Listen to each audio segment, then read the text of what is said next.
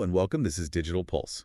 Today we're taking a deep dive into nutrition and wellness. But not just the surface stuff. Exactly. We're going beyond all those headlines and buzzwords. To really understand how to build a strong, healthy lifestyle. I like that. How to build a strong, healthy lifestyle. It's kind of like constructing a building. Okay. If you don't have a solid foundation, the whole thing can just crumble. Okay, I like that analogy. So where do we even begin? It starts with understanding those core principles. Okay. We're not just talking about memorizing calorie counts Sure. or the latest superfood fads. Yeah. It's more about training your mind I like that. to change a life. Oh. Embracing a holistic approach to wellness. So it's bigger than just what we eat. Absolutely. Think Yeah. about it. Yeah. Your mindset, how mindful you are throughout the day, how much you move your body, Oh, wow. the strength of your muscles, and even how efficiently your metabolism is working. These all play a crucial role. Wow. So it really is like all these pieces fit together to make that big picture. Precisely. Every aspect of your well-being influences the others. Okay. And that's where a nutrition coach can be a really valuable guide. Okay. But here's the thing. It's important to understand their scope of practice. Scope of practice. What does that even mean? It's basically like a blueprint outlining what a nutrition coach can and can't do. Right. They can't diagnose medical conditions. They Okay. can't prescribe medications, that kind of thing. Right. That makes sense. So what can they help me with? They can be incredibly helpful when it comes to practical things. Okay. Think, like deciphering food labels, Yeah. debunking those crazy nutrition myths that are out there, Uh-huh. mastering portion control, Right. and even developing those meal prep skills. Right. That save you time and energy. That's actually a lot more than I was expecting. And here's something really important to remember. Okay. Not all nutrition coaches are created equal. The depth of their knowledge and training can vary widely. Wow. I mean, think about it. Someone who's spent maybe 20 hours on like a weekend certification course Right. versus someone with a master's degree in nutrition will have very different levels of expertise. So it's not just about the title. It's about really looking into what their background is. Exactly. Do your research. Find someone who is qualified and experienced in the areas you need support with. Okay. So you're saying don't just go with the first person you see. Make sure that they are actually have that background that you're looking for. Yeah, absolutely. Okay. Now let's dive into something that I personally struggle with. Okay. And I think a lot of people out there probably struggle with this too. Figuring out when I'm truly hungry versus just craving that extra snack. Is there a way to actually decode our body's signals? That's a fantastic question. There's a big difference between true hunger, Yeah. which is a biological need for fuel, and appetite, Okay. which is often driven by cravings, habits, or those external cues. You mean like when I see a commercial for pizza Exactly. and suddenly I'm starving? Yeah, that's your appetite talking, not necessarily true hunger. So how can we tap into those real hunger signals? It's a skill that you can develop Okay. through something called intuitive eating. Okay. Intuitive eating. It's all about learning to listen to your body's natural cues for fullness and satisfaction. So instead of following those strict rules, we're paying attention to what our body is telling us. Precisely. And here's something fascinating about this whole hunger and appetite thing. Okay. Researchers have actually discovered what they call the mindless margin. Mindless margin. That sounds intriguing. It means that you can actually adjust your calorie intake by up to 20% without even realizing it. Whoa. Wait. So I could be eating 20% more or less than I think I am. It's totally possible. That's why, becoming mindful of your portion sizes and eating habits can really be a game changer. Okay, mind blown. So how do we actually use this mindless margin to our advantage, especially if we're trying to maybe lose weight or maintain a healthy weight? Think small, subtle shifts in your eating habits, Okay. like slightly smaller portions or choosing lower calorie options. Oh, You're not overhauling your entire diet overnight. right. Just making those subtle tweaks that can add up over time. So we're not fighting our body, we're working with it. Exactly. It's a much more sustainable and enjoyable approach to weight management. I like that. Sustainable and enjoyable. Yeah. Okay, now speaking of being mindful, let's talk about food tracking, Okay. which can be really helpful. Yeah.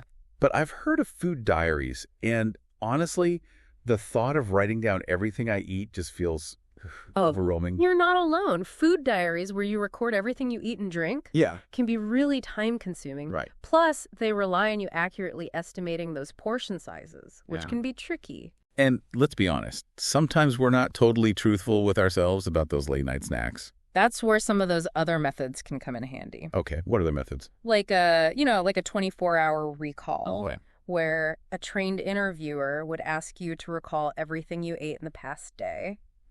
So that takes a little bit of the pressure off of me. It can be, yeah. Okay. But keep in mind, it relies on your memory, which isn't always perfect. Which isn't always perfect. Right. And what about those food frequency questionnaires?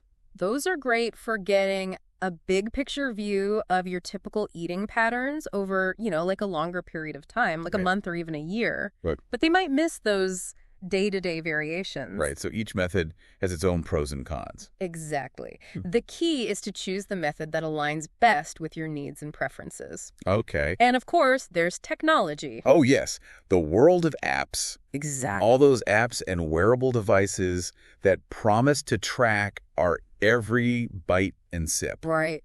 Do those actually work? Technology can be a very valuable tool. Okay. But it's important to use it mindfully. Right. Don't become overly reliant on your devices. Yeah. Remember, the ultimate goal is to develop a deeper understanding of your own eating habits. Right. Not to become a slave to your phone. Right. So use it as a tool, but don't let it control you. Exactly. Okay. And before we get too lost in the digital world, I wanted to touch on a fun and practical way to estimate portion sizes using just our hand measurements. I love that. No need for fancy measuring cups or scales. It's so simple and effective. So tell me more about this technique. Your fist, for example, can be a good approximation for a cup of cooked pasta or rice. Oh, okay. While your palm can represent a serving of protein. That's brilliant. It's like having a built-in portion guide with us at all times. Exactly. Okay, so I like that. That's a really good tip. It makes portion control more intuitive and less intimidating. Especially when you're starting out. Yeah, absolutely. Now, speaking of intimidating, let's dive into the often confusing world of diets. Keto, low carb, high carb, intermittent fasting. It seems like there's a new diet trend popping up every week. It can be so overwhelming. And it's easy to get caught up in the hype thinking there's one magic bullet solution. Right. But the truth is, most diets fail in the long term. Okay, now why is that? Why do most diets fail? Well, one reason is something called psychological reactance. Psychological reactance. When we feel like our choices are being restricted, we actually tend to rebel. It's like the forbidden fruit. Exactly. It's like, think of a teenager who's told they can't go out with their friends. Suddenly, that's all they want to do. Right, yeah. Or you tell a little kid, don't touch that. The first thing they're going to do is touch it. Right, exactly. So the stricter the diet, the more likely we are to kind of break the rules. Yeah, and then there are those biological adaptations. Okay. Our bodies are incredibly smart. Right. They're designed to protect us from starvation. So when we drastically cut calories, our body actually fights back. So it's like it's saying, hey, I need this, I need fuel. Exactly. Our metabolism slows down, our hormones shift, and we start experiencing those intense cravings. Right. This is a big reason why those crash diets that promise rapid weight loss often backfire. Leading to rebound weight gain. So it's that yo-yo. It's a vicious cycle. So what's the alternative then? If these restrictive diets don't really work long term, what can we do? The key is to focus on sustainable lifestyle changes, not those quick fixes. So it's about creating habits. Find a way of eating that nourishes your body and that you can stick with for the long haul. So find something that you can actually maintain over time. Exactly. Okay, so it's about finding that balance that works for you. Precisely. I like that. Okay, now that's where understanding the different types of diets and their potential pros and cons can be really helpful, right? Absolutely, yeah.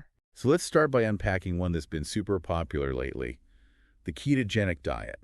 Okay. Or keto for short.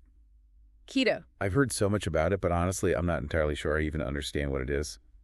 So keto is a high-fat, very low-carb diet that essentially shifts your body's fuel source from glucose to fat. Okay. It's like flipping a metabolic switch. And that's what helps with weight loss. It can be very effective for weight loss. Okay. Plus, it offers other potential benefits. Like what? Like improving blood sugar control. Oh, wow. And reducing inflammation. Okay. But it's important to remember that keto is very restrictive. What does that look like in everyday eating? To reach a state of ketosis, you typically need to drastically reduce your carbohydrate intake to less than 50 grams per day. Wow. This means saying goodbye to a lot of things. A lot of foods that most people enjoy. Like what? like bread, pasta, rice. Yeah. And even most fruits. Oh, wow. You're really limited. That sounds pretty challenging. It can be. Yeah. And it's not for everyone. Right. Plus, it can have some unpleasant side effects in the beginning. Oh, no. What kind of side effects are we talking about? Like the infamous keto flu. The keto flu. Is it like actually the flu? It can feel like it. It's a collection of symptoms. Oh, no. Like fatigue, headaches, and nausea, often caused by those electrolyte imbalances that happen when you drastically cut carbs. Okay, so important to, stay hydrated. Absolutely. Replenish those electrolytes. And it's crucial to consult with your doctor. Yeah. Before starting any restrictive diet like keto. Right. Especially if you have any underlying health conditions. Right. Make sure it's right for you. Yeah. Okay, now what about low-carb diets? Are those basically the same as keto? Not exactly. Okay. While both involve limiting carbohydrates, Okay. low-carb diets actually offer more flexibility. Okay. The level of restriction can vary, Okay. depending on the specific plan you're following. So some allow for more carbs than others. Okay. It's essential to do your research. Right. Choose a plan that aligns with your goals and preferences. Right. Find the one that's right for you. But even with that flexibility, low-carb diets can still lead to nutrient deficiencies if you're not careful. Okay, so it's about making sure that you're getting enough fiber, vitamins, and minerals. Right, so it's not just about cutting out things. It's about making sure that you're getting what you need. Yeah. Okay, now let's touch on a type of diet that was super popular a few decades ago. Okay. The high-carb, low-fat approach. I remember those. They were all about avoiding fat, like the plague. Yes, like fat was the enemy back then. Yeah. They've definitely fallen out of favor in recent years. Yeah. But could they still be a healthy option? They can still be a healthy option for some people. Okay. The key is focusing on the quality of the carbs you're eating. So instead of white rice, brown rice. Exactly. Okay. Choose whole grains, fruits, and vegetables over those processed carbs and sugary treats. Okay, but just like with any diet, portion control is still crucial. It always comes back to balance. Right. No matter what you're doing, find that balance. Exactly. Okay, now that's why I'm excited to dive into intermittent fasting. Okay. A dieting approach that doesn't focus on restricting specific foods, but rather on when you eat. Right. Now, I've heard this term a lot. Yeah. I have to admit, I'm a little bit confused about how it actually works. So intermittent fasting isn't actually about what you eat. Okay. It's about when you eat. Okay. It involves cycling between periods of eating and fasting. Okay, so it's more of a schedule. It's like an eating schedule rather than a diet. That's interesting. It is. And there are many different approaches, each with its own set of rules and protocols. Okay, tell me about some of the different approaches. One popular method is the 168 approach. Okay, 168. Where you fast for 16 hours each day. Okay. And eat all your meals within an 8-hour window. Okay. Then there's the 5.2 method, Okay. where you eat normally for 5 days a week. And restrict your calories to 500, 600 for 2 non-consecutive days. So you're basically fasting 2 days a week on the 5.2. Exactly. Okay, and there's also alternate day fasting. Where you alternate between days of eating and fasting. That sounds intense. It can be, and it's not for everyone. Right. But it has shown some really promising results for weight loss and improving metabolic health. We touched on that earlier. What makes intermittent fasting so effective? Like, why does this work? It seems to work on multiple levels. Okay. It can improve insulin sensitivity, Okay. which is key for preventing type 2 diabetes. Right. It can also reduce inflammation, lower blood pressure, Oh, wow. and improve cholesterol levels. And even boost brain function. You mentioned that earlier. How does it do that? It's been shown to increase the production of a protein called BDNF. Okay, BDNF. Or brain-derived neurotrophic factor, Okay. which basically acts like a fertilizer for your brain, Oh, wow. protecting brain cells and encouraging the growth of new neurons. So that could be key for, as we age, maintaining that cognitive health. Absolutely. That's amazing. So, but it's not a magic bullet. It's not a magic bullet. It's not like... No, it's simply one tool in the toolbox. Right. And it's important to approach it safely. Right. And with guidance from your doctor. And it might not be the right fit for everyone. Right. Some people find it challenging to stick with. Yeah. And it can have some side effects. Yeah. Particularly in the beginning. Okay. Like headaches, Ooh, fatigue, and irritability. Okay, so those are some things to watch out for? You got it. Okay, listening to your body, making adjustments as needed. Absolutely. And speaking of different approaches to intermittent fasting, there's also time-restricted feeding. Right, or TRF. TRF. Yeah. How is that different? Yeah, how's that different? It's similar to the 168 method, Okay. but the focus is primarily on the timing of your meals rather than calorie restriction. So you're still getting all those benefits of fasting. Exactly. But you don't have to worry about, like, counting every calorie. Yeah, it can be a great option for people who want to improve their metabolic health and potentially lose weight without feeling overly restricted. I like that. Plus, it can actually help regulate your circadian rhythm. Oh, that's our body's natural sleep-wake cycle, right? Yes. Okay. And when that rhythm is disrupted, it can actually contribute to a host of health problems. Oh, wow. From weight gain to sleep disorders and mood swings. Okay. So it's really important to keep that body clock in sync. Exactly. Okay. Now, there's one more type of diet I want to touch on. Okay. That's often used for medical reasons. Okay. These are the protein-sparing modified fasts. Yes. That sounds pretty intense. It is, and it's typically used under medical supervision to help people lose weight rapidly and safely, often before surgery. So this is not something you would just try on your own at home? Definitely not. Okay, important to note that. So protein-sparing modified fasts involve severely restricting calories, but ensuring adequate protein intake to preserve lean muscle mass. So you're still maintaining that muscle? Exactly. It's a short-term intervention. And you would transition to a more balanced eating plan once you've reached your goal. So it's important to have a plan in place after the fast. Absolutely. Okay, now, before we move on from diets, I want to address something I think many people struggle with. Yeah. This cycle of dieting and weight regain. Right, the yo-yo effect. Yeah. It's so frustrating. It's incredibly frustrating. Yeah, and it can make you feel like you're failing. And it's so common. It is, yeah. But let's talk about why it happens. Okay, why does it happen? Many diets are simply too restrictive and unsustainable. Yeah. They deprive us of the foods that we enjoy, which leads to cravings and ultimately giving up. It's like trying to hold your breath for too long. Exactly. Eventually, you're just going to breathe. Right. You can't hold it forever. And when we deprive ourselves of food, our bodies go into that starvation mode. Our metabolism slows down. Our hormones go haywire. And we start storing fat more easily. It's like our body's trying to protect us from a famine that's not actually happening. Precisely.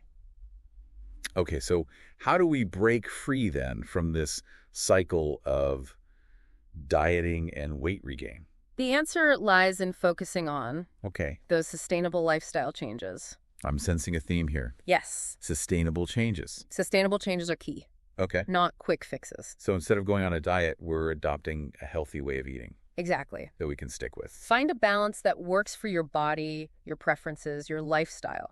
It's about making gradual, sustainable changes and enjoying the process. I like that, enjoying the process. Yeah. Okay, now let's shift gears and talk about something that's often overlooked. But that plays a huge role in our eating habits, our home environment. Your homes are meant to be our sanctuaries, but they can also be a source of temptation when it comes to food. Because that's where we keep all the food. Exactly. And if we're not careful, our home environment can actually sabotage our healthy eating efforts. It's true. So let's talk about some strategies. Okay, I'm all ears. Give me all the tips and tricks. One of the most effective strategies is to make healthy choices the easiest choices. So what does that mean? That means having fresh fruits and vegetables readily available. Maybe keeping those less healthy snacks tucked away. So out of sight, out of mind. Exactly. Okay, I like that. Another helpful tip is to create a designated space for mindful eating. A mindful eating space. Yeah, what does that look like? It's an area where you can sit down and eat without distractions. So no TV. No TV, no phone. No scrolling through social media? No social media, just you and your food. Just me and the food. I like that. Fully present in the moment. Yeah, that's great. It allows you to savor your meal. Tune into your body's hunger and fullness cues. And really enjoy the experience. Okay, now what about family meals? Are those still important in today's world? Everyone's so busy. They're more important than ever. Really? Okay. Sitting down together as a family for meals can create a sense of connection, of tradition. Plus, it's a fantastic opportunity to model healthy eating habits for your children. Right. Showing by example. Exactly. Okay. Now let's talk about a struggle that I think we can all relate to. Late night cravings. Late night craving. Any advice for conquering those? Late night snacking is so common. It is. And it can be triggered by everything from stress and boredom to simply being up late. My brain is like, go to the fridge after like 10 p.m. I hear you. So one strategy is to make sure you're eating enough throughout the day. Okay. So you're not starving by the time evening rolls around. Fueling your body throughout the day. Exactly. So you don't get to that point. And have healthy snacks on hand. Okay. So if you do find yourself craving something, right, reach for a piece of fruit, a handful of nuts. Good swaps. Some Greek yogurt. Okay. Instead of, diving headfirst into the chips and cookies. Right. So have those things available and ready. Exactly. Okay. Be mindful of your portion sizes. Okay. Even when you are having a treat. Yeah. And perhaps most importantly, try to get to bed at a reasonable hour. Oh, okay. The later you stay up, the more opportunities for those cravings to creep in. So prioritizing sleep is key. Absolutely. Okay. Now, before we wrap up this part of our deep dive, let's talk about another critical aspect of creating a healthy home environment. Okay. Managing stress. Stress. The bane of my existence. And it really does affect my eating habits. It impacts all of us, and it's not just in our heads. Okay. Stress actually triggers a cascade of physiological changes. Oh, wow. That can directly influence our food choices. So it really is a biological thing. It's not just a matter of willpower or being strong. Okay. When we encounter a stressor, whether it's a work deadline, a traffic jam, a disagreement with a loved one, whatever it may be, our bodies respond by releasing hormones like adrenaline and cortisol. Now, adrenaline, that's the fight or flight hormone. It's like getting ready to...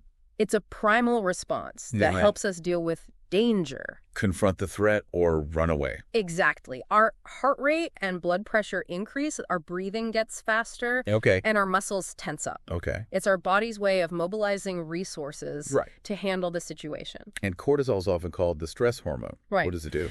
Cortisol plays a crucial role in regulating energy levels, blood sugar, and inflammation. Okay. It helps us adapt to stress and maintain balance. So it's not all bad. Not at all. Okay. In those short bursts, right, cortisol is actually essential for survival. Okay. But when we're chronically stressed, those stress hormones can become problematic. Okay. Our bodies are constantly in that heightened state of alert. Right. And that can lead to all sorts of health issues. Like what kind of health issues? Well, chronic stress has been linked to weight gain, high blood pressure, heart disease, sleep disorders, digestive problems, and even weakened immunity. Okay, so it can affect just about everything. It's like our bodies are stuck in overdrive. So that is a pretty compelling case for managing stress effectively. Right. But how do we do that? It feels like, everybody has stress. It's true that stress is unavoidable, but we can learn to manage it more effectively. One of the most powerful tools we have is exercise. Exercise is a great stress reliever. It is. I know that firsthand, but how does it work? Like, what's happening in our body? So exercise releases endorphins, which are those feel-good chemicals. Yeah, the ones that give you that runner's high. Exactly. They have mood-boosting effects. It also helps reduce those levels of stress hormones like cortisol. Okay. So incorporating regular physical activity into your routine can help you feel calmer, more balanced, more resilient to stress. So you're building up that resilience. Yeah, absolutely. What else can we do? Mindfulness is another incredibly valuable tool. Okay. It's about paying attention to the present moment without judgment. So instead of dwelling on the past or worrying about the future, we're just in the now. We're focusing on what's happening right here, right now. That's a good practice. And that can really help us detach from those negative thought patterns that often accompany stress. Right. It's about creating a sense of inner peace and calm. I like that. Yeah. Okay, what about relaxation techniques? Are those helpful for managing stress? Absolutely. Okay. Techniques like deep breathing, host speaker. Welcome back to our deep dive into nutrition and wellness. I'm excited to keep going. We're picking up right where we left off, exploring all those fascinating diets. Yes, all those different diets. And today, we're going beyond just the what of those popular diets and really digging into the WHY. The WHY. Like, why do they work? Yeah. Why do they often fail? Right. And most importantly, how do you choose an approach that truly aligns with your individual needs and goals? Right, because it's not one size fits all. There's no magic pill. Exactly. It's about finding that perfect fit for you. Okay, I like that. So let's dive into that. So today, we're going to be taking a closer look at some of the most popular diets out there. Okay. From the ketogenic diet to low carb, high carb, intermittent fasting, and even those protein-sparing modified fasts we touched on earlier. Okay, so we're going to break down all the different ones. Yes, and we'll see what works and what doesn't. All right, sounds like a lot to cover. It is. But I'm ready. I'm ready for it. Let's do it. Let's start with the ketogenic diet. Okay, keto. Or keto for short. Right. I feel like it's everywhere these days. It's super trendy. It's very trendy. It has exploded in popularity, and for good reason. Okay. It can be incredibly effective for weight loss. Okay. And it goes beyond that. Like what else? What else can it do? Research suggests it can improve blood sugar control. Oh, wow. Reduce inflammation. Okay. Even enhance cognitive function. So it's good for your brain. Yeah, but it's important to remember that it is a very restrictive diet. We talked about that a little bit earlier. What does that actually look like in practice, though? Like, what can you eat on keto? To reach and maintain a state of ketosis, okay, where your body is primarily burning fat for fuel, okay, you need to really significantly limit your carbohydrate intake. Okay. Typically to less than 50 grams per day. 50 grams, wow. Yeah, which is less than a bagel. Less than a bagel, wow, okay. So it means saying goodbye to bread, pasta, rice. Oh, wow.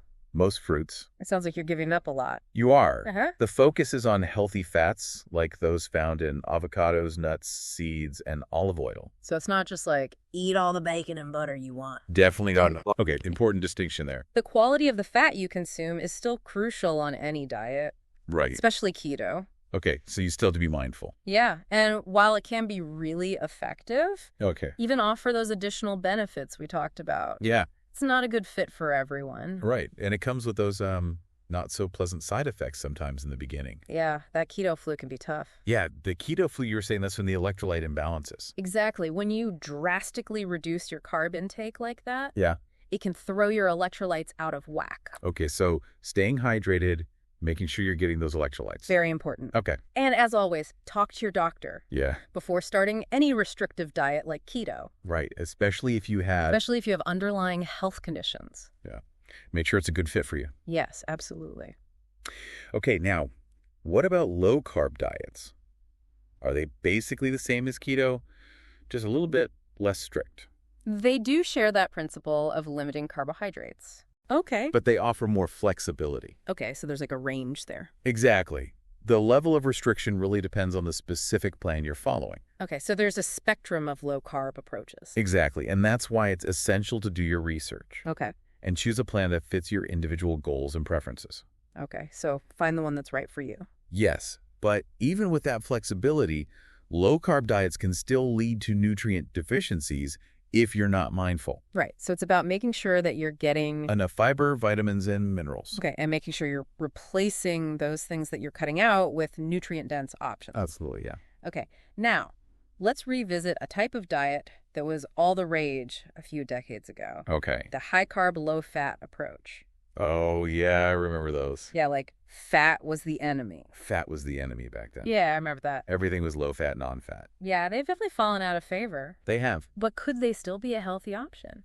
They can still be a healthy option for some people. Okay. The key is focusing on the quality of the carbs you're eating. So instead of, white rice, brown rice, that kind of thing. Exactly. Right. Choosing those whole grains, fruits, vegetables, over the processed carbs and sugary treats. But just like with any approach, portion control is still crucial. It always comes back to balance. Right. No matter what you're doing, find that balance. Absolutely, yeah. That seems to be the key takeaway here. It is, yeah. Okay, so now I'm really excited to talk more about intermittent fasting. Okay. We touched on it a little bit earlier, but can we dive a little bit deeper? Absolutely, yeah. Because it's a dieting approach that doesn't focus on restricting specific foods, but rather on when you eat. Right. It's more about the timing. The timing of your meals. Okay, so remind me again how this works. So it's about cycling between periods of eating and fasting. Okay. And there are many different methods, as we talked about. Yeah, like the 168 method? Right. Where you're fasting for 16 hours? 16 hours. Okay. And eating within an 8-hour window. Okay. And then there's the 5.2 method. Right, where you're eating normally for 5 days a week. Yeah. And then restricting your calories to 500, 600 for 2 non-consecutive days. Exactly. So 2 days of fasting each week. 2 days of fasting each week. Okay. And there's also alternate day fasting, where you alternate between a day of eating and a day of fasting. That sounds intense. It can be, and it's not for everyone. Yeah. But it has shown those promising results for weight loss and improving metabolic health. Right, and we talked about some of those benefits earlier, but what makes it so effective? Like, why does this work? It seems to work on multiple levels. Okay. It can improve insulin sensitivity, which is key for preventing type 2 diabetes. Right. It can also reduce inflammation, lower blood pressure, wow, and improve cholesterol levels. Okay, and it can even boost brain function. It can. We talked about that. I was really fascinated by that. How does it actually do that? It's been shown to increase the production of BDNF. BDNF. Which is brain-derived neurotrophic factor. Okay. Which basically acts like a fertilizer for your brain. Wow. Protecting those brain cells and encouraging the growth of new neurons. So it's like keeping our brains young and healthy. Exactly. That's amazing. It is. But again, it's not a magic bullet. It's not a magic bullet. Right. It's not. It's simply one tool in the toolbox. Right. And it's important to approach it safely and with guidance from your doctor. Make sure it's the right fit for you. Yeah, because some people do find it challenging to stick with. Right. And it can come with side effects, especially in the beginning. Such as? What kind of side effects? Like headaches, fatigue, irritability. Okay, so those are things to keep in mind. Absolutely. And listening to your body, making adjustments as needed. Yeah. And speaking of different approaches to intermittent fasting, there's also time-restricted feeding. Time-restricted feeding, or TRF. TRF, how is that different? It's very similar to the 168 method in that you're restricting your eating to a certain window each day. Okay. But the focus is more on the timing of your meals. Okay. Rather than overall calorie restriction. So you're still getting the benefits of the fasting. Exactly. Without having to meticulously track every single calorie. Right. It can be a really good option for people who want to improve their metabolic health, potentially lose weight, but without feeling overly restricted. Okay, I like that. Plus, it can actually help regulate your circadian rhythm. Okay, now our circadian rhythm, that's our body's natural sleep-wake cycle, right? Yes. Okay. And when that rhythm is disrupted, it can actually contribute to a whole host of health problems. Oh, wow. From weight gain to sleep disorders and mood swings. So many things. Yeah, it affects a lot. So keeping that body clock in sync is important. Absolutely. Okay, now let's talk about a type of diet that's often used for medical reasons. Okay. And requires close supervision. These are the protein-sparing modified fasts. Yes. That sounds pretty intense. It is, and they're typically used under the guidance of a healthcare professional. Okay. To help people lose weight quickly and safely, usually before surgery. So not something that you would do at home by yourself? Definitely not. Okay, important to note that. So protein-sparing modified fasts involve really significantly restricting calorie intake. Okay. But ensuring adequate protein consumption to prevent muscle loss. Right. So you're not just losing all your muscle mass. Exactly. It's a very short-term intervention with specific guidelines. Okay. And then you transition to a more balanced eating plan once you've reached your goal. Right. So it's important to have a plan in place for after the fast. Absolutely. Okay. Now, before we move on from the world of diets, I want to talk about something a lot of people struggle with. Yeah. This cycle of dieting and weight regain. Right. The yo-yo. Yeah, that yo-yo effect. Yeah. It's so frustrating, and it can make you feel like a failure. It is, and it's so common. It is, yeah. But let's talk about why it happens. Okay, why does it happen? Why do we keep ending up back where we started? One of the biggest reasons diets fail in the long term is that they're simply too restrictive and unsustainable. Yeah. They deprive us of the foods that we enjoy, which leads to cravings, and eventually giving up. It's like trying to hold your breath for too long. Exactly. You eventually have to come up for air. You do. You can't hold it forever. And when we do restrict ourselves for too long, our bodies go into that starvation mode. Our metabolism slows down. Hormones go haywire, and we start storing fat more easily. It's like our body's trying to protect us from this famine. Exactly. That's not even really happening. Right. Okay, so how do we break free from this cycle? It feels like a trap. It can, yeah. The key lies in shifting our focus from those quick fixes to sustainable lifestyle changes. Okay, I'm sensing a theme here. Yes, sustainable is key. Sustainable changes. Absolutely. Okay. So instead of going on a diet, think about adopting a healthy way of eating that you can enjoy and maintain for the long haul. Right. Something you can stick with. Yeah. Find a way of eating that truly nourishes your body and fits into your life. Okay, so find something that works for you and that you can maintain. Exactly. Make those gradual, sustainable changes that you can stick with. Okay. And remember, it's about progress, not perfection. I like that. Progress, not perfection. Yeah. Okay, now let's shift gears and talk about a factor that I think many people underestimate. Okay. The influence our home environment has on our eating habits. Our homes are supposed to be our sanctuaries. Right, they're our safe space. But they can also become a minefield of temptations. Oh, yeah, that's where the food is. Exactly. So let's talk about some strategies for creating a home environment that actually supports our health goals. Okay, I'm all ears. Give me the tips. One of the most powerful strategies is to make healthy choices the easiest choices. Okay. So what does that look like? Yeah. That might mean having fresh fruits and vegetables readily available. Okay. Maybe storing those less healthy snacks. Out of sight, out of mind. Exactly. Okay. Another helpful tip is to designate a specific area for mindful eating. Okay, so that mindful eating space we talked about. Exactly. Creating a space where you can actually sit down and eat and not be distracted by, the TV, the phone. Exactly. Being present with the food. And savoring your meal. Tuning into your body's cues. That's really important. It is. And don't forget about the power of family meals. Family meals are tough these days. Everyone's so busy. I know. It can be a challenge. Yeah. But sitting down together as a family for meals can be so powerful. Okay. It can foster that connection, those traditions, provide opportunities to model healthy eating habits for your children. Showing by example. Exactly. Okay, now let's talk about something I know I personally struggle with. Okay. Late night cravings. Late night cravings, so common. They're so real. They are, yeah. Any advice for combating those? Late night snacking is a common challenge. It is. And the first step is to make sure you're eating enough throughout the day. Okay. So you're not absolutely starving by the time evening rolls around. Fueling your body throughout the day, so you're not getting to that point. And then have healthy snacks on hand. Okay. So if a craving does strike, you can reach for a piece of fruit, some nuts, some Greek yogurt, instead of heading straight for the chips or cookies. Good swaps. Yeah, it makes a big difference. What else? Be mindful of your portion sizes, even when you are having a treat. Yeah. And perhaps most importantly, try to prioritize getting enough sleep. Okay, sleep. Sleep is so crucial. Yeah. The later we stay up, the more opportunity those cravings have to creep in. That's true. When you're tired, you make bad decisions. It's true. It affects everything. Okay, so sleep is a key player in this whole healthy lifestyle.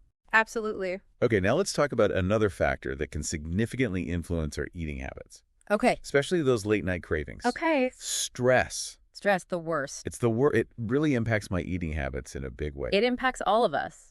Yeah. And when we're stressed, our bodies release that cortisol, which can increase our appetite. Okay. And those cravings for sugary, fatty comfort foods. Yeah, it's like my brain is telling me that a bowl of ice cream is the answer. I hear that. And if that stress becomes chronic, it can lead to weight gain. Right. Particularly around the belly. Okay, so finding healthy ways to manage stress is crucial. It is. Okay, I'm convinced. But how do we actually do that? Especially in today's world where it feels like you can't escape it? It's true that stress is kind of unavoidable these days. Yeah.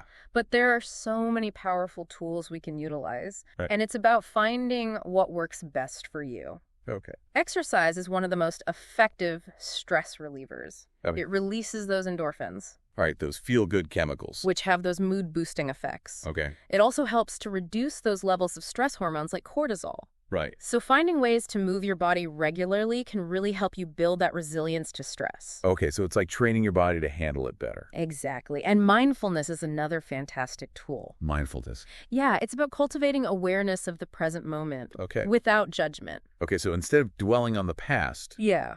Or worrying about the future. Right. We're focusing on the here and now. Exactly. And this can really help you break free from those negative thought patterns that often accompany stress. Right. It's about creating that sense of inner peace and calm. I like that, finding that calmness. Yeah. Okay, and then don't underestimate the power of relaxation techniques. Right. Things like deep breathing, yoga, meditation. Absolutely. These practices can help slow down your heart rate, relax your muscles, calm your nervous system. Okay, so it's like pressing the reset button. Okay. Experiment, Find what resonates with you. Yeah, find what works. And remember, stress management is an ongoing journey. It is. It's not like you just do it once and you're done. Absolutely. There will be times when you feel more stressed than others. Right. And that's normal. Yeah. The key is to have those tools and practices ready. Yeah. Have your toolbox. So you can navigate those challenging times with more ease. Okay, so you're saying, like, do prepared. Yeah, be prepared for those moments. Okay, now, let's circle back to a specific type of stress response. Okay. That can be particularly tricky. Okay. Emotional eating. Emotional eating. I think we've all been there. Yeah. Reaching for that comfort food when we're stressed, sad, anxious, bored. It's a very common coping mechanism. It is. It's so easy to do. It is. So emotional eating, it's using food to cope with emotions. Exactly. Rather than physical hunger. Yeah, it's turning to those comfort foods. Okay. For a temporary escape from stress, sadness, anxiety, or even boredom. Yeah, and it can be so hard to break that cycle. It can. Like, why is that so hard to stop doing? It's because those comfort foods often provide that temporary relief. Okay. They trigger the release of those feel-good chemicals in the brain. Okay. Which makes us feel better for a little while. Right, for a little while. But the effect is fleeting. Okay. And those underlying emotions remain unaddressed. So we end up just wanting more and more? Exactly. Trying to recreate that temporary sense of comfort. It's that vicious cycle again. It is, but there's hope. Right. We can learn to manage emotional eating by first becoming aware of our triggers. Okay, what does that look like? How do we identify those triggers? Pay really close attention to the situations, the thoughts, the emotions that lead you to reach for food. Yeah. When you're not truly physically hungry, ask yourself, are you feeling stressed, sad, lonely, bored? Okay, so identify what that feeling is. Yeah. Okay, and then once we know what those triggers are, what do we do? The key is to develop healthier coping mechanisms. Okay. So instead of turning to food, what else can you do to support yourself in those moments? Okay. Could you call a friend, go for a walk, listen to music, take a bath, journal? So many things. There are so many options. Yeah, it's about finding healthier outlets for those emotions. Exactly. And remember, be patient with yourself. Okay. It takes time to break those old patterns and create new ones. And it's a journey. It is. Okay. Now, before we wrap up this part of our deep dive, I want to bring it all together. Okay. And revisit those 5 key pillars of wellness. I love those pillars. They're so important. They are. It's like the foundation. The foundation of a healthy, vibrant life. Okay. So remind me, what are those pillars again? So we've got mindset, mindfulness, movement, muscle, and metabolism. Okay, mindset, mindfulness, movement, muscle, and metabolism. Okay, mindset, mindfulness, movement, muscle, and metabolism. Okay, so how do those all play a role? So a positive mindset sets the stage for making healthy choices. Right. You have to believe in yourself. Yeah, mindfulness helps you stay present. Right. And aware of your thoughts, feelings, and actions. Okay. Movement nourishes your body and mind. Okay. Building muscle supports a healthy metabolism. Okay. And a well-functioning metabolism is key for energy, vitality, and overall well-being. So it really is all connected. It is. It's all interconnected. And when we prioritize those 5 pillars, we're really setting ourselves up for success. You are. It's about creating a lifestyle that supports your overall well-being. Okay, I like that. And remember, it's an ongoing journey of growth and discovery. Right. It's not a destination, it's a journey. Exactly. Okay, now let's shift our focus to a topic that I think often gets overlooked in these conversations. Okay. About health and well-being. Okay. Sleep. Sleep, so important. Why is sleep so important in this context? Like, how does it relate to everything we've been talking about? Sleep is absolutely crucial. Right. It plays a significant role in regulating our appetite, our metabolism, energy levels, and even our mood. I know when I don't get enough sleep, I'm way more likely to reach for, like, the sugary treats. Absolutely. And I have zero motivation to exercise. Yeah, you're not imagining things. Okay. When we're sleep deprived, our bodies produce more ghrelin. Ghrelin? The hunger hormone. Oh, the hunger hormone. And less leptin. Leptin, the satiety hormone. The satiety hormone. So we're basically hungrier and less satisfied after meals. Exactly. That's not a good combination. It's a recipe for overeating. It is. Okay, so it's not just the hormones, though, right? No, it goes beyond that. Okay. Sleep deprivation can also disrupt our blood sugar control. Oh, wow. Leading to increased cravings for those quick energy carbs. So it affects everything. It really does. Okay, so I'm starting to see just how important sleep really is. It is, yeah. So how much do we need? How much sleep do we need to be functioning at our best and making healthy choices? Most adults need around 7 to 9 hours of quality sleep per night. 7 to 9 hours, okay. It's crucial to prioritize those. Easier said than done sometimes, I know. It can be a challenge. Yeah. But there are some tips for improving your sleep quality. Okay, give me all the tips. Creating a relaxing bedtime routine can make a huge difference. Okay. Things like taking a warm bath, reading a book, listening to calming music. Okay. Can help signal to your body that it's time to wind down. Those all sound lovely and very relaxing. They are, yeah. What else? What else can we do? Avoid caffeine and alcohol in the hours leading up to bedtime. Right, so no nightcap. No nightcap. Okay. And make sure your bedroom is dark, quiet, and cool. So it's all about creating that sleep-conducive environment. Exactly. Okay, so now let's talk about some additional strategies for creating a healthy home environment that supports our well-being. Okay. I'm ready for round 2 of these home environment tips. Okay, so one powerful approach is to make healthy eating a family affair. What does that look like? That could involve having everyone participate in meal planning, grocery shopping, cooking, making it a fun and collaborative experience. I like that. Yeah. It takes the pressure off one person and it makes it something fun. Absolutely. And then it creates those positive associations with healthy food. Exactly. And remember those family meals we talked about?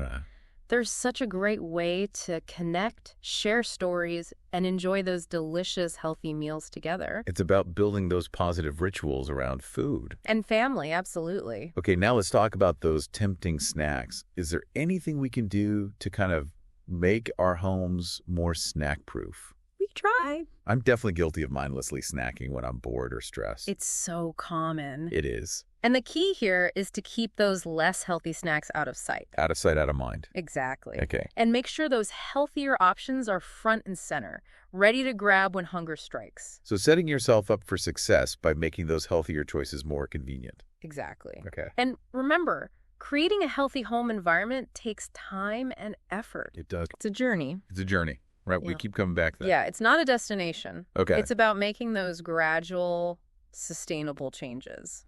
I appreciate the reminder. Yeah. A healthy home environment can really support your well-being. It can, yeah. But it's important to be patient with yourself and the process. Absolutely. This is all great information. Good. I'm feeling so much more empowered to actually make some lasting changes. That's fantastic to hear. Yeah. And we're not done yet. That's In right. the final part of our deep dive, we'll explore the fascinating connection between stress and our eating habits. Delve into some effective stress management techniques. And discuss how to cultivate a more balanced and fulfilling life. Ooh, I'm excited for that. Yeah, it's going to be good. Welcome back to the deep dive. We're ready to tackle stress and how it messes with our eating habits. Yeah, that's a big one. It's a big one, and it's something I know I definitely struggle with.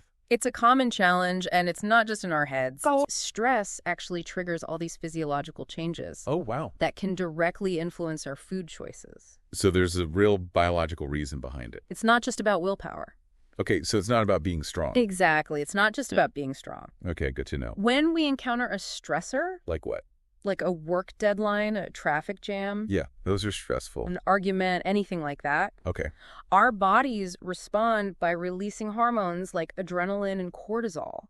Now, adrenaline, that's our fight or flight hormone, right? Precisely. The one that gets us ready to either confront the threat or run away. Exactly. It's a primal response. Wow. That helps us deal with danger. Okay. Our heart rate and blood pressure increase. We start breathing faster. Our muscles tense up. Okay. It's our body's way of mobilizing resources to handle that situation. And cortisol is often called the stress hormone. Right. What does that do?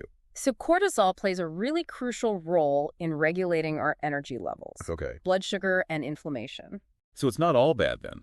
No, not at all. Okay. In short bursts, cortisol is actually essential for survival. Okay. But when we're chronically stressed... Right, when it's like ongoing. Exactly. When it's ongoing, those stress hormones can become problematic. Okay, in what way? Our bodies are constantly in that heightened state of alert. Right. And that can lead to all sorts of health issues. It's like what? weight gain, high blood pressure, heart disease, sleep disorders. Oh, wow. Digestive problems, even weakened immunity. So it really can affect just about everything. It really can. It's like our bodies get stuck in overdrive. Okay, so that's a pretty compelling case for managing stress effectively. Right. But how do we do that? It feels like stress is just a part of life. It's true. Stress is unavoidable, but we can learn to manage it more effectively. Okay, I like that. And one of the most powerful tools we have is exercise. Exercise is a great stress reliever. It is. I know that firsthand. But how does it work? Like, what's actually happening in my body? So exercise releases endorphins. Okay. Those feel-good chemicals. Yeah, the ones that give you that runner's high. Exactly. They have mood-boosting effects. And it helps reduce levels of those stress hormones like cortisol. So it's like counteracting the stress. Exactly. So incorporating regular physical activity into your routine can help you feel calmer, more balanced, more resilient to stress. You're building up that resilience. Exactly. Okay. What else can we do? Mindfulness is another really valuable tool. Mindfulness, okay. Yeah, it's about paying attention to the present moment without judgment. Okay, so not dwelling on the past. Right. Not worrying at the future. Yeah. Just being present in the now. Focusing on what's happening right here, right now. Yeah, that's a good practice. It is. Okay. And it can really help us detach from those negative thought patterns that often accompany stress. Right, because when you're stressed, you tend to, spiral. You do. You ruminate, yeah. Okay, so mindfulness can help with that. Okay, what about relaxation techniques? Are those helpful for managing stress? Absolutely. Okay, like what? Techniques like deep breathing, yoga, meditation, man. they can be incredibly effective. They can help slow down your heart rate, relax your muscles, calm your nervous system. It's like hitting the reset button on your stress response. Exactly. Okay, I like that analogy. And remember, stress management is an ongoing journey. It is. It's not just a one-time thing. No, it's not like you do it once and you're done. Right, it's a practice. Okay. There will be times when you feel more stressed than others. Right, that's just life. Exactly, that's normal. Okay. The key is to have those tools and practices ready. Have your toolbox. Exactly. Okay. So you can navigate those challenging times with more ease. So it's about being prepared. Exactly, being prepared for those moments. Okay, now let's circle back to a specific type of stress response that can be particularly tricky.